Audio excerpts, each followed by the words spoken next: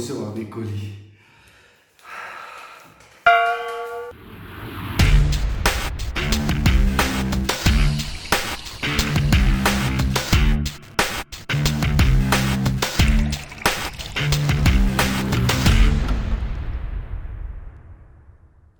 Bonjour, bienvenue, c'est Feufeu, bienvenue sur la chaîne. Vous savez, depuis quelques années que je suis sur YouTube, ces derniers mois, j'ai eu 4 ou 5 personnes qui m'ont contacté pour me proposer gratuitement du matériel, notamment des nids de fourmis, et en échange de ce matériel gratuit, réaliser des vidéos unboxing. Certains sont même allés me proposer de l'argent pour le faire.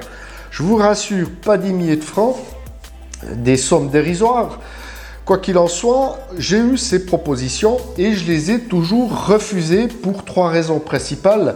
La première, eh bien, j'ai déjà fait mon choix en termes de matériel dans la Formica Room sur le long terme. La vie peut changer, mais aujourd'hui, je souhaite aller sur le long terme avec des Quadricity, vous le savez tous pour celles et ceux qui suivent ma chaîne. Et donc, je n'ai pas envie de me retrouver avec du matériel qui ne m'intéresse pas. Deuxième chose, eh bien, ma chaîne YouTube, je la souhaite indépendante. Et donc, si je ne suis pas convaincu de produit, je ne vais pas en faire la promotion sur une vidéo unboxing. Et la troisième raison, eh bien, vous le savez, souvent, c'est sujet à polémique de présenter du matériel puisque il y a autant d'avis que de myrmécologues. Or, pourtant, un fournisseur régulier m'a contacté et m'a dit « Écoute, j'ai vu que tu avais des projets pour l'année 2020, de quelle manière je peux t'aider ?» Eh bien, je lui dis « Je souhaiterais avoir passablement d'air de chasse sur le long terme afin de ne pas être débordé en cas d'évolution rapide de mes colonies. » Et ce fournisseur m'a proposé un avantage commercial sur l'achat de ces aires de chasse. Il s'agit de Fumiome et donc je souhaite ici le remercier en vidéo pour la simple et bonne raison que, en contrepartie de son geste commercial, il ne m'a pas demandé de faire une vidéo et donc c'est pour ça que je la fais. Merci Fumiome. Fort heureusement, je ne vous parle pas souvent de mes fournisseurs et surtout pas de la manière dont je viens de le faire parce que aux conditions où je vous ai montré ces aires de chasse, au prix où je les ai payées, je serais vite sur la paille. Aujourd'hui, j'avais envie de vous parler de la plus grosse espèce d'Europe, Coponotus liniperda. J'ai une petite fondation qui date de 2019. Elle s'est mise en diapose début septembre avec 5 ou 6 ouvrières et on va voir ensemble depuis 3 semaines qu'elle s'est réveillée. Elle a fait plus de 5 mois de diapose, c'est énorme.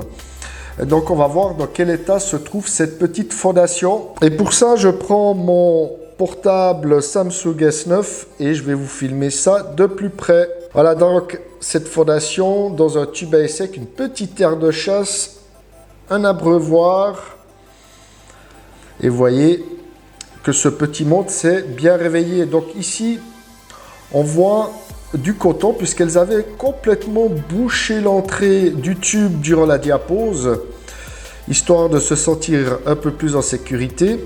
Et voilà la reine avec un couvain généreux, des cocons, des larves et même des œufs. Donc tout se passe très très bien avec cette fondation de Coponotus liniperda. Je suis assez content parce que puisqu'elles font une diapose de plus de 5 mois, eh bien elles n'ont pas beaucoup de temps pour développer leur colonie et au réveil en début de cette année, eh bien la gine n'a pas chômé comme vous pouvez le constater. Donc c'est juste une espèce magnifique. Je vais essayer de vous filmer un peu mieux la gine. Voilà. Regardez-moi cette gine, c'est magnifique. Donc elle fait près de 2 cm de grandeur. Donc c'est énorme. J'ai pas encore évidemment de média ou de major, puisque c'est une espèce polymorphe Mais tout se passe bien. Vous voyez, le développement du couvert est vraiment généreux. Donc j'ai vraiment de la chance pour la plupart de mes espèces en début d'année. Le développement démarre très très fort cette année.